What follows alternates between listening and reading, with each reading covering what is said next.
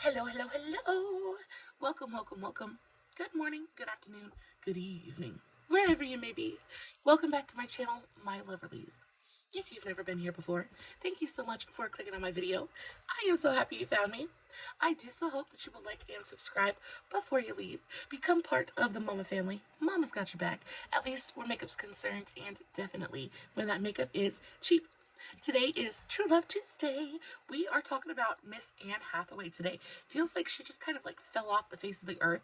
I haven't heard anything about her in a good long while, but we are going to dive right into her story today. Before we get started, a very special, very warm welcome to any of those that are new to my channel. Thank you so much for clicking on my video. Thank you so much for being here. Guys, if you enjoy the content, please make sure to give this video a big old thumbs up. Make sure you are subscribed if you have not already. And make sure you ring my bell, turn on the notifications, so that way, next time I upload a video, you can come right back here and we can hang out together again. I definitely do not want you forgetting about me. Guys, I do have my eye makeup done already. I did make sure to film a TikTok on this eye look. It turned out so super cute. I used the Glam Light Strawberry Shortcake palette. Such a cute palette, full of duochromes, things like that. Unfortunately, it was a limited edition palette, but it was so beautiful, and I don't use it nearly as often as I should. But like I said, I did film a TikTok. I'll have the link for that, as well as all of my other socials, Facebook, Instagram, TikTok, all that good stuff, listed in the description box below, along with a list of everything that I'm going to be using in today's video. I don't usually talk too awful much about the makeup that I'm using in these videos, but of course, if you have any questions about what I used or how I used it, all you have to do is leave me a comment and I will get back to you. Alright guys, I think that is about it. I am so excited to dive into this story, so let's just go ahead and get to it. I usually like to start going into a little bit of background on each half of the couple, and then we go into how they met and all that good stuff. I have a ton of background information on Anne. Unfortunately, I don't have very much on her spouse. Now, today's video is all about Anne Hathaway and Adam Shulman. Now, if you don't know who Adam Shulman is, baby, I do not blame you. I have no idea who he is. I did all kinds of research for today's video and still really don't know who this man is. So he's kind of an enigma. There's really not, there's hardly any information about him out there. Y'all, I scoured the internet trying to find out who this man is. And the only thing I could really find out is that he's been in a couple of low budget things, like made for TV movies, things like that. But he never really hit it big in Hollywood.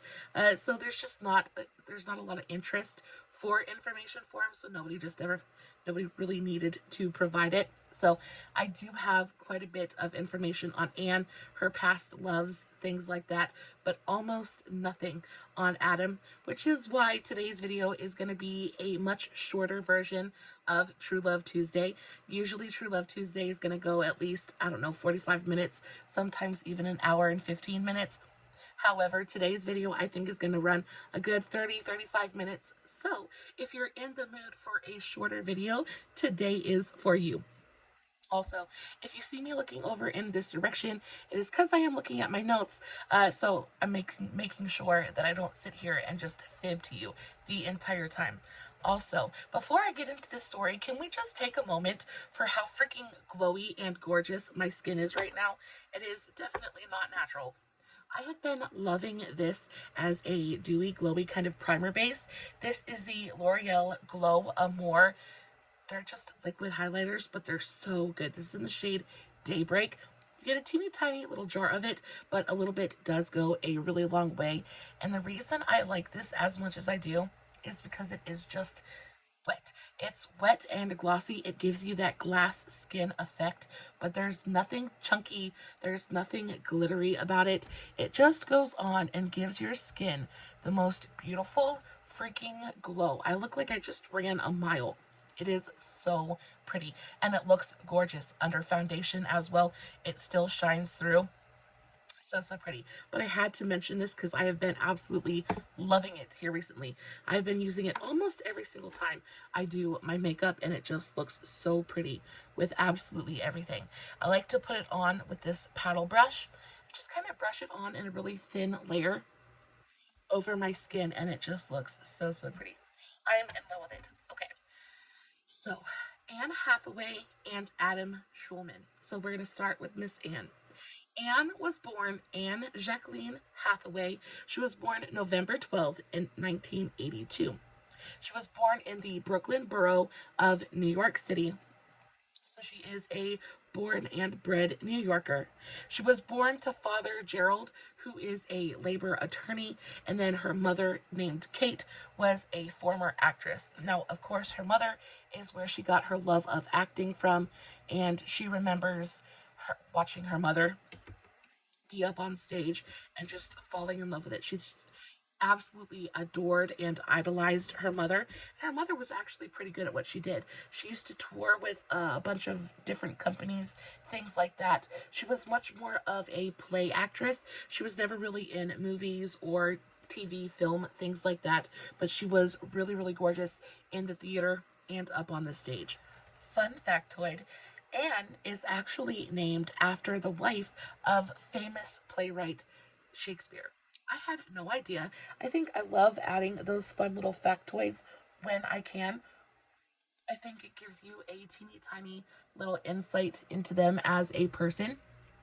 Also, I think the fact that she named her daughter Kate, Anne's mother, I think the fact that she named her daughter after William Shakespeare's wife says a lot as to how she feels about theater and playwriting and play acting, things like that. Really must have been a very big part of her life and a true love of hers if she was willing to name her only daughter after the wife of probably one of her favorite playwrights. So I thought that was really, really fun.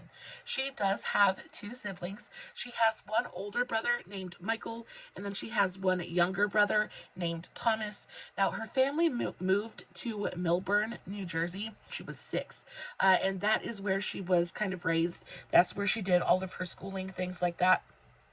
I know a lot of people move to New Jersey, especially from New York City after they have children, things like that, because it's a lot more affordable to live in New Jersey than it is to live, right in the middle of New York City.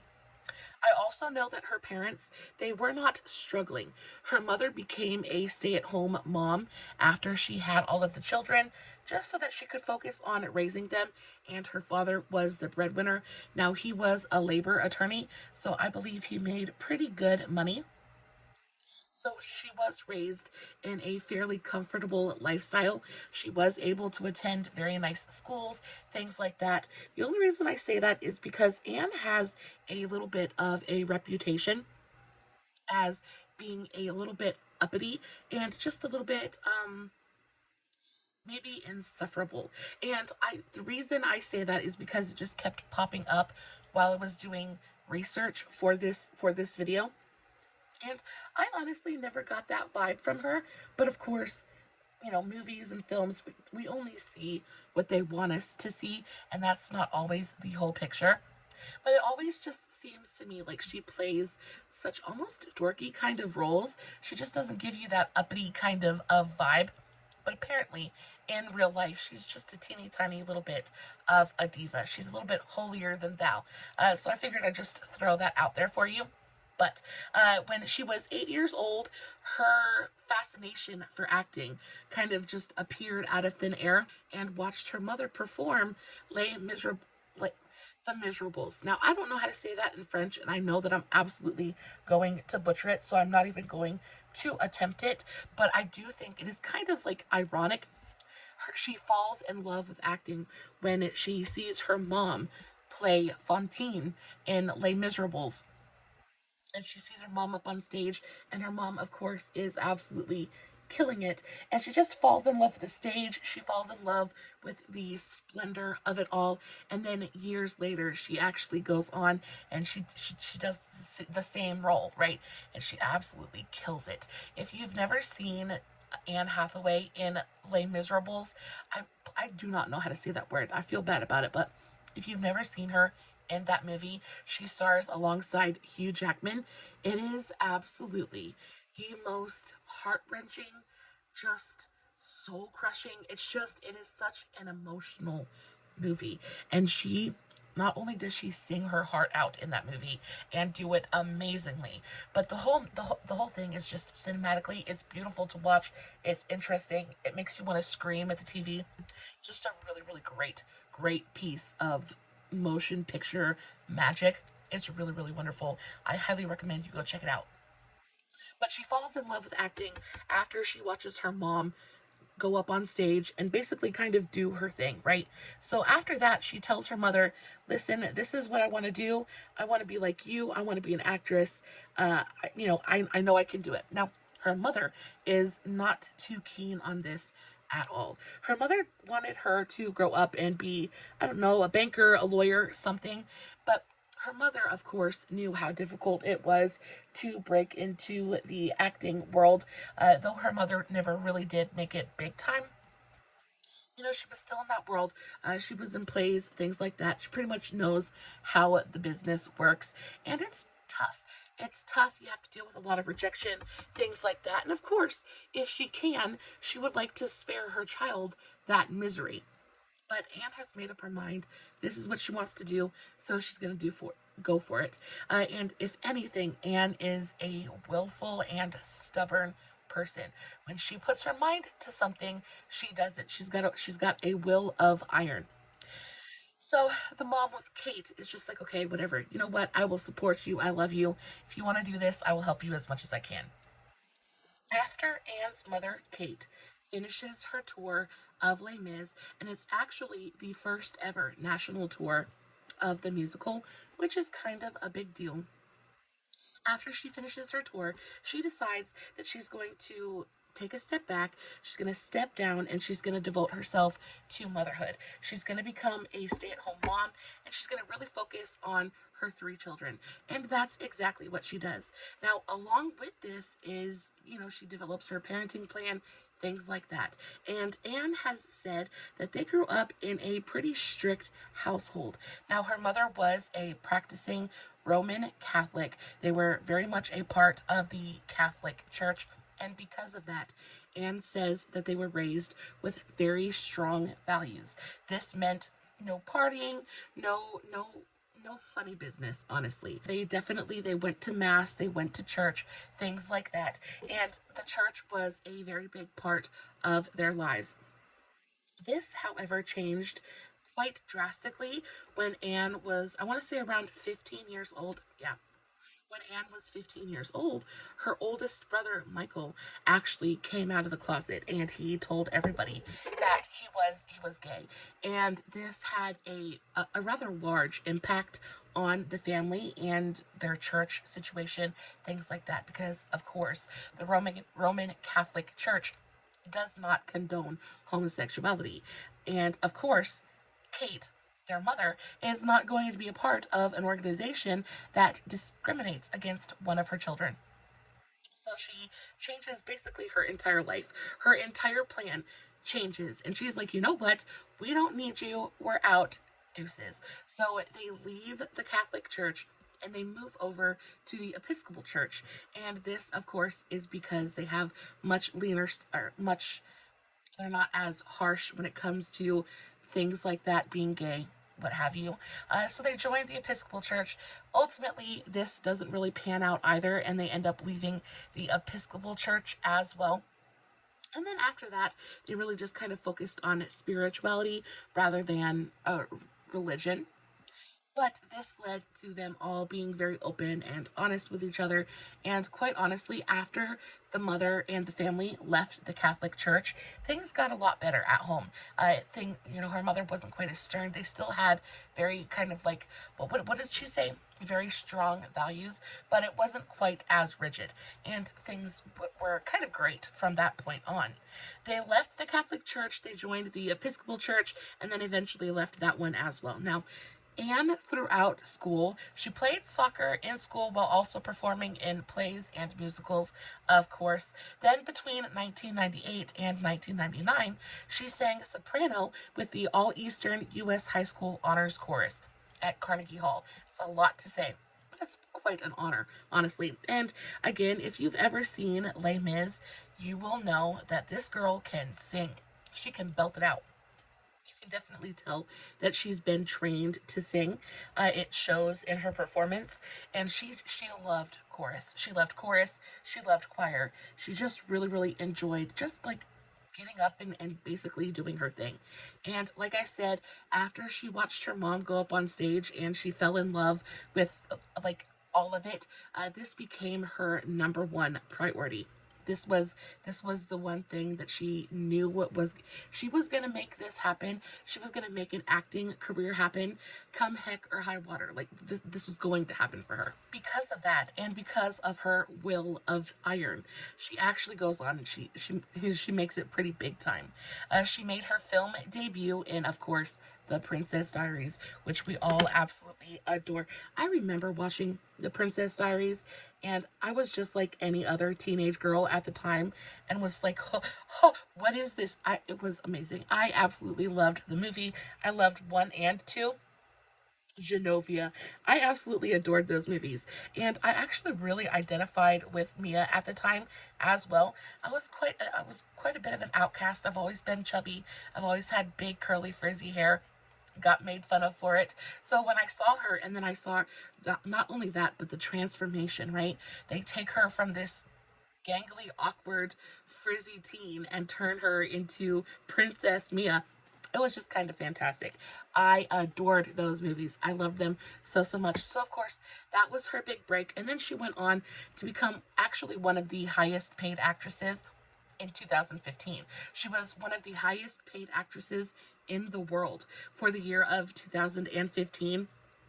Her films have gone on to gross over $6.8 billion worldwide. She's also won an Academy Award, a Golden Globe, and a Primetime Emmy. So to say that she's accomplished is an understatement. So she definitely went on and she accomplished her goals. She set her mind to something and she definitely made it happen. Now, when it comes to her love life, it's actually not a very long list. I forget how young she was when she actually entered the Hollywood stratosphere. She was still a baby at that point. So her list of paramours is not very long at all. There's maybe 2 or 3, but I think her list is incredibly surprising because the one true kind of love affair that she did have, of course, before she met her husband, just is so unexpected and so wild. I cannot wait to tell you this story. So the first person in Hollywood that she kind of dates was actually Topher Grace. And I had never known this. I had never known that she was in a relationship with Topher at all. Now, if you don't know who Topher Grace is, he played Eric in that 70s show. He was also in, I think, one of the Spider-Man movies. I think he played Venom. He was like the bad guy. He's been in a ton of stuff. I actually really, really enjoy Topher Grace. Kind of fell off the edge of the planet for a little while as well. But she was with him. They met while they were doing a play together, and during the production, the kind of romance on stage kind of rolled over into real life, as it often does, and they ended up dating. They didn't date for very long, though. They dated in the late 1990s. They were co-stars in a theater production and were linked romantically during that time. They kept their relationship relatively low-key, and then they split just a few minutes after the play ended. Next up, in 2002, Anne dated her Ella Enchanted co-star Hugh Dancy. And I forgot all about Ella Enchanted. Do you guys remember that movie? I had forgot it even existed until I was doing the research for this video, and then it all just kind of came flooding back to me. But I remember that movie, and of course, I had adored that movie as well. She played a young lady who had been cursed or gifted. She was gifted obedience by her fairy godmother, right? So she basically had to do whatever she was told to do. And of course, kind of like almost like a Cinderella story mixed with something else. But she basically had to do whatever she was told, and her horrible, evil stepsisters used to take advantage of it, and they would steal from her, all kinds of stuff. If you've never seen it, and you like kind of goofy, funny, rom-com, enchanted fairy tales, it's a super good one. She meets you while they're doing Ella Enchanted, and again, on-screen romance rolls over into real life, and they kind of date. They go out for a little while. They dated for just a few months before the fire died and they parted ways, but they stayed friends. And again, she's just not having a ton of luck in the romance department, and I don't know if part of this is because she's still just super young and really not looking for anything like long-term, things like that. I don't know, she's a baby at this point, so she's probably just dating around and trying to have fun, but nothing's really working out for her at this point. Then there were rumors that she was connected to Scott Sartiano, and I have no idea who this man is. I'll pop up a picture of him. I don't know who he is. I don't remember seeing him in anything. He looks vaguely familiar. If you guys can tell me something that he's been in, I would be appreciative. But she's kind of rumored to be going out with him. They get spotted out around New York City a couple of times, but I don't think it ever went further than just a couple of dates. They didn't really click, and then they just kind of go on their separate ways. Now, after that, Anne has her first big love affair, and it is traumatizing. Genuinely traumatizing for her. So she meets her first big love with a man named Raffaello Folieri. We're going to call him Rafi, okay, or Rafa. They were together from 2004 until the mid-2008s, and he was, at that time, the love of her life. She thought she had stumbled onto her absolute, like, Mr. Perfect, kind of like fairy tale romance, right? He is this Italian businessman. He is incredibly charismatic. He is charming. He is suave. He is debonair. He is wealthy. He has money. Like, he is checking all of the boxes for her, and he treats her like a freaking princess. He completely and totally sweeps her off her feet. And again, she's still a baby at this point in time, so she's not paying attention to all of the major red flags that are just waving themselves right in front of her face. She ignores them. Like, alarm bells are not going off. Like, she's got the alarm disconnected. She doesn't care. She is completely and totally swept up in this just complete, it's a storybook romance. He comes in and they meet at a gala. They were together from 2004 to 2008. They met in New York at a gala for the American Cancer Society, where they immediately connected. And Anne is just like, he seems so worldly, and he's well respected, he's well connected, he's got money, he is charming. And he's a little bit older than her as well. And he just seems like the perfect freaking catch, right? And of course, he's completely and totally enamored with her. He treats her like the sun rises and sets in her eyes. And she just thinks, like, it's too good to be true. She's like, how is this possible? Well, when something feels like it's too good to be true, oftentimes it is. And reality kind of splashed her in the face with a big old bucket of cold water. So he was charming and well connected, and they date, and they are almost to the point where they're getting engaged, and they're flying out to be with each other, and they're like almost living with each other. They're telling each other, I love you.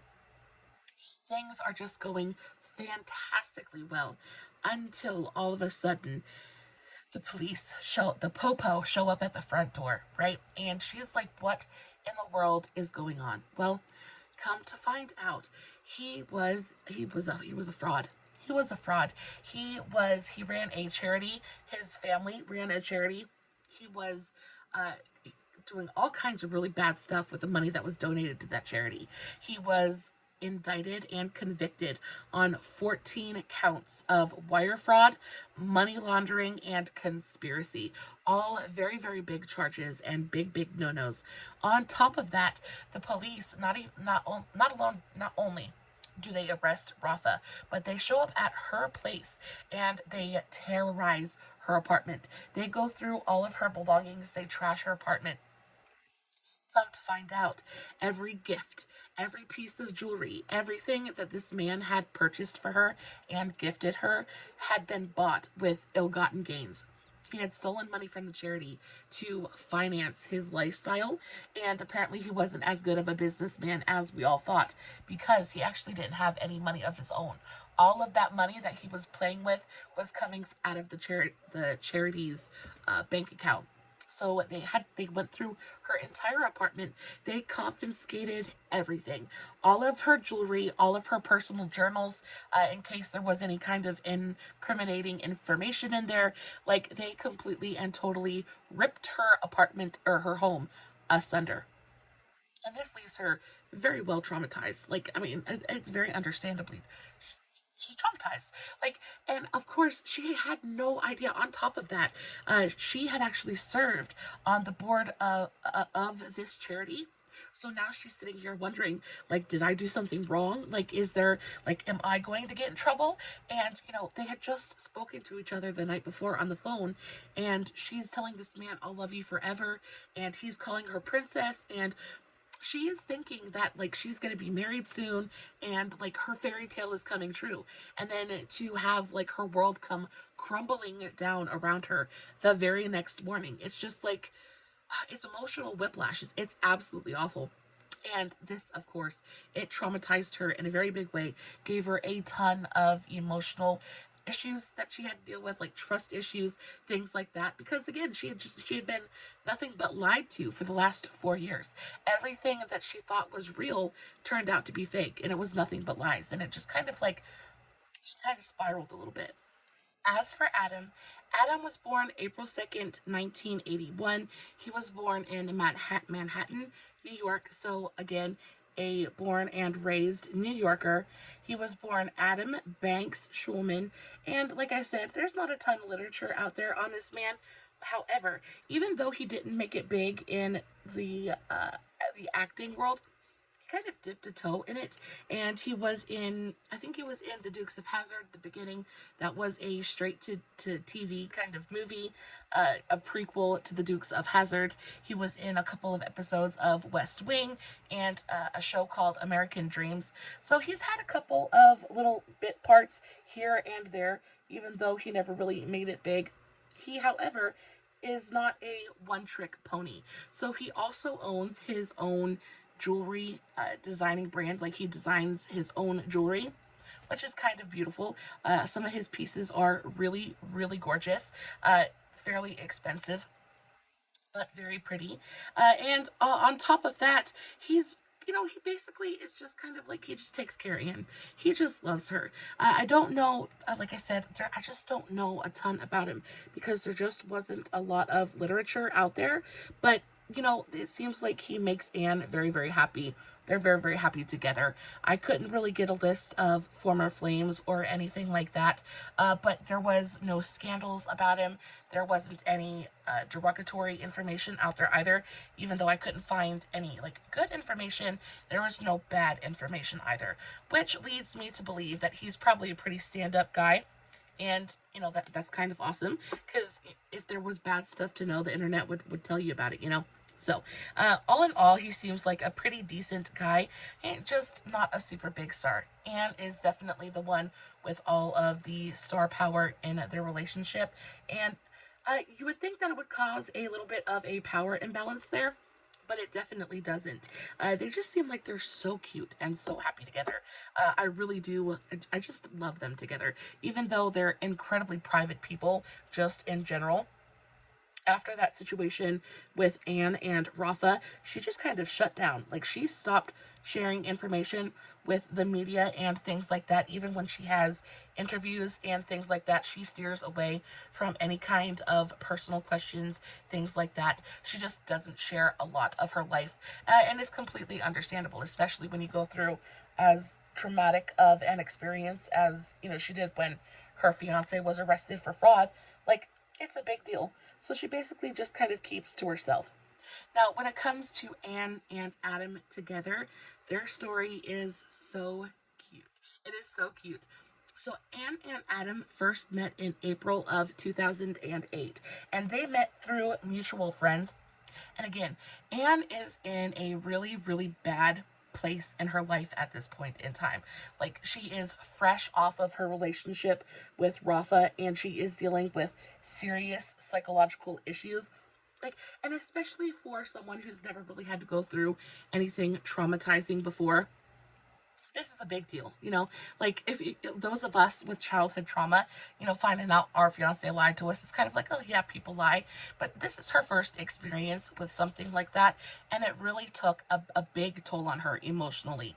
So she was attending the Palm Springs Film Festival, and she kind of, her friend group kind of mixes with Adam's friend group. There's a little bit of overlap there, and she ends up meeting him, and they strike up a conversation, and she's instantly smitten. Now, you would think that she would shut down a little bit, especially after that horrific ordeal, and you would think that she would just kind of, like, especially swear off men for just a little while, just kind of take a step back from the dating scene and just kind of want to regroup and just be by herself for a little bit. But she met Adam, and she was like, she instantly knew that this man was the one. Like, she instantly knew. And, you know, I believe it. I believe it because I met my husband, and I knew the same thing. Like, if you, and I think especially where women are concerned, I feel like we just have that radar. Like, we can just tell when we have met our person, and she just knew.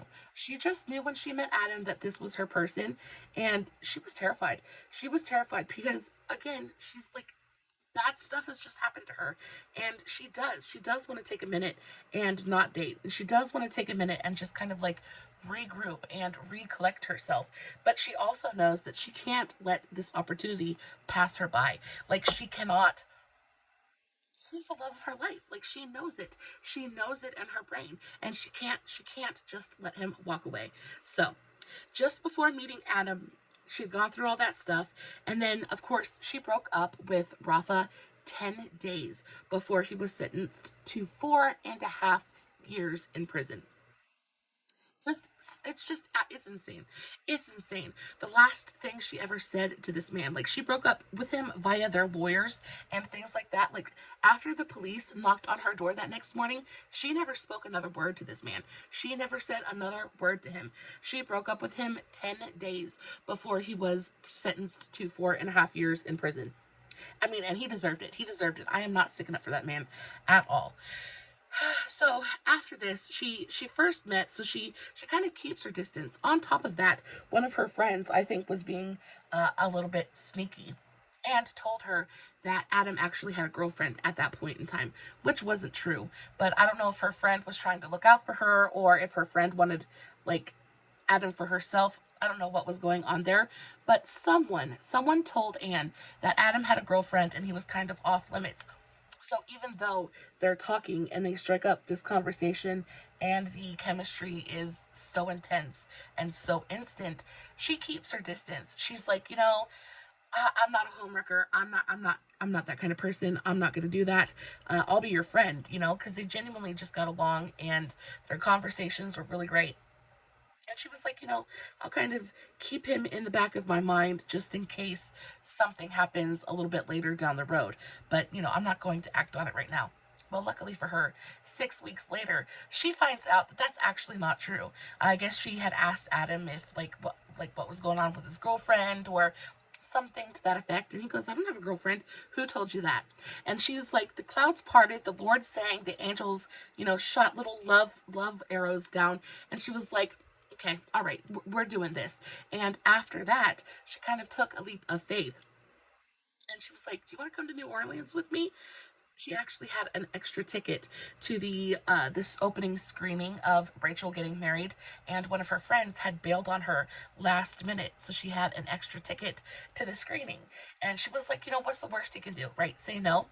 So they're on the phone, they're talking, and she asks him, she's like, hey, do you want to come to New Orleans this weekend? Like, come see this movie with me?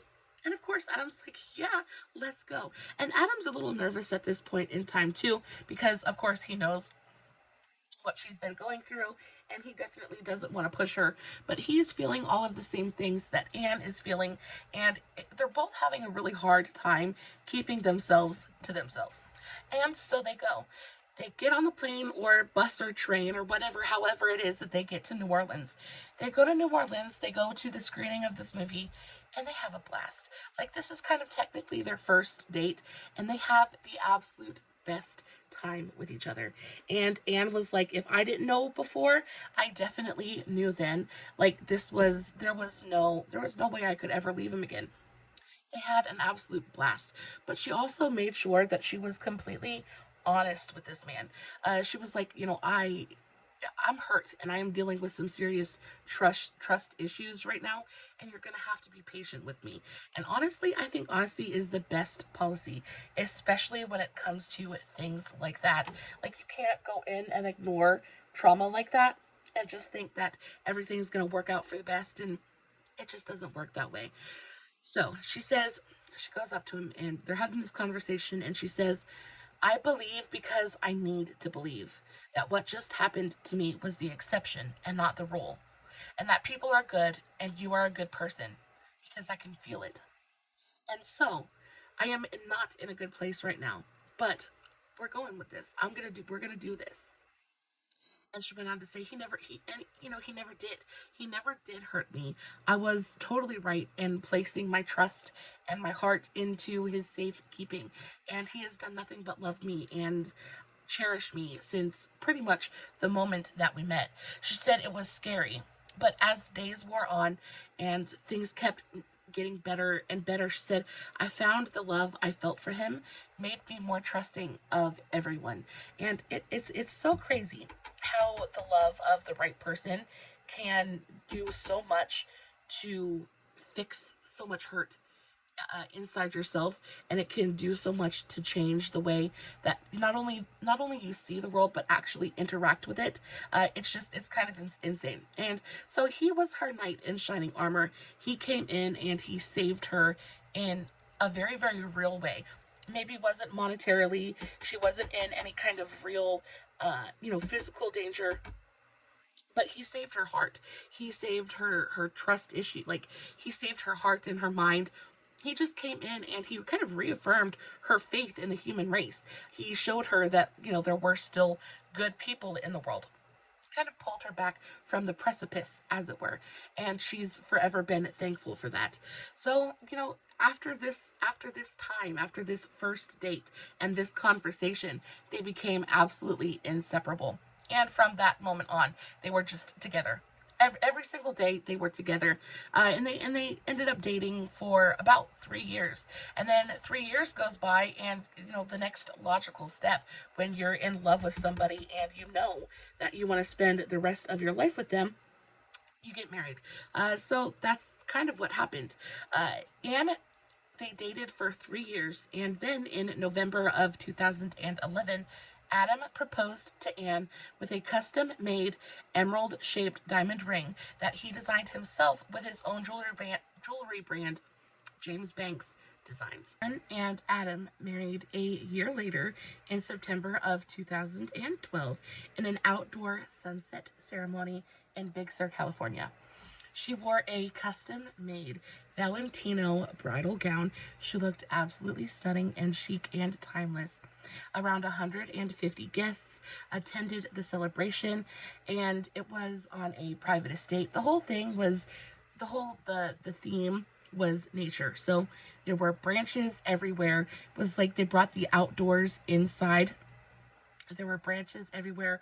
There were flowers in abundance. They actually spent over, I want to say $100,000. Yeah. They spent over $100,000 on flowers at both the ceremony and then the reception afterwards. It just looked like a fairy tale forest. It was beautiful. And there were almost 200 people present, but somehow overall it felt very romantic and intimate, and definitely a celebration of who they were as a couple, but also very well organized. I mean, it was very Anne. I think it was very Anne. Don't know too much about Adam, but it was very Anne. It just kind of like the whole wedding just seemed to scream her vibe. And then, they go on and they just kind of live their life. Now, like I said, they're a pretty private couple. So they end up living their lives fairly low key, and they're just, I mean, fairly normal people as well. I mean, you know, they're celebrities, but celebrities are just normal people like we all are. I feel like sometimes we tend to get this feeling like they must be like out sipping champagne and eating caviar every day of the week. However, that's just not what they do. They are they're happiest when they're at home on a couch in sweats watching TV. They do enjoy hosting get-togethers with their friends and families. They love hosting like house parties and dinner parties, things like that. Backyard barbecues, I guess. That's when they're happy. But very shortly after they got married, they ended up popping out a couple of children. In April of 2016, they welcomed their first child, a son named Jonathan Rosebanks Shulman, and then later on welcomed his baby brother Jack in 2020. So just 2-3 years ago. During her second pregnancy, though, Anne revealed that becoming parents had been quite a journey for them. And again, she's an incredibly private person, but she opened up, I guess it must have like hit her, or she must have seen something, but she opened up on, I want to say Instagram, and she was like, you know, the path to my pregnancies definitely wasn't a straight line. I empathize with you. She said, for everyone going through infertility and conception hell, she said, please know you are not alone. It was not a straight line to either of my pregnancies. Basically just trying to empathize with people. And this is something that kind of hits a little bit close to home for me, because my husband and I have been trying for 14 years to have another baby, and at this point it's just not gonna happen, and we've had to accept that fact.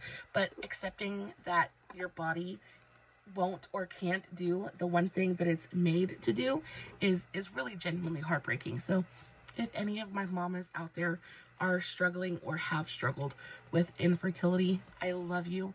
It is not your fault. Everything is going to be okay. The Lord works in mysterious ways. My husband and I are at a point now where we just think we just didn't have another child because there's one out there already that needs our love. We have been looking into fostering and adopting, and I'm so excited about it. I'm so excited about it. Hopefully once our financial situation evens out just a little bit more and we get a little bit more stable, I am so excited to find, and I definitely want to work with like teens and older children, because I feel like they're the ones that don't get as much love. And I just want to love someone. I just want to love a baby. I don't care if that baby is 1 year old or 13. It doesn't matter. But there's just so much love here to give that I really feel like I could make a difference, you know, and I want to do that. So I'm excited to get that process started. But I feel like that's one of the hardest parts about infertility, is getting past the fact that you can't, it's just getting past the fact that your body won't or can't do what you think it's supposed to do, like what you think you're made to do. You just feel like you can't. I know that was kind of like an identity crisis for me when I found out that I wasn't going to be able to have any more children. It was like heartbreaking to me. But then I just had to come to the realization that just because my body can't make another baby doesn't mean that I can't love another one. You know what I mean? During the pandemic, Anne took just a tiny little bit of a step back from acting and from Hollywood. She basically just took time to enjoy her family. She really focused on, you know, raising her children, focused on motherhood, focused on her husband and their relationship. And as of October 2023, they celebrated their 11-year anniversary in September. So last month, they have been together 11 years. They are disgustingly happy, and I wish them nothing but the best. I hope they have another 11 years of disgusting happiness. Guys, that is the end of today's video. This is the finished look. What do we think? Do we like it? Do we love it? Please let me know in the comments below. I love you so very much. Thank you so much for being here today. I hope you have a beautiful, wonderful, amazing rest of your day. As always, no filters, no fancy lighting. It is just me sitting in front of my camera telling you guys an epic love story. Hoping you guys are enjoying what I'm doing. And until next time, stay safe, take care of yourselves, and remember, you're important. Bye.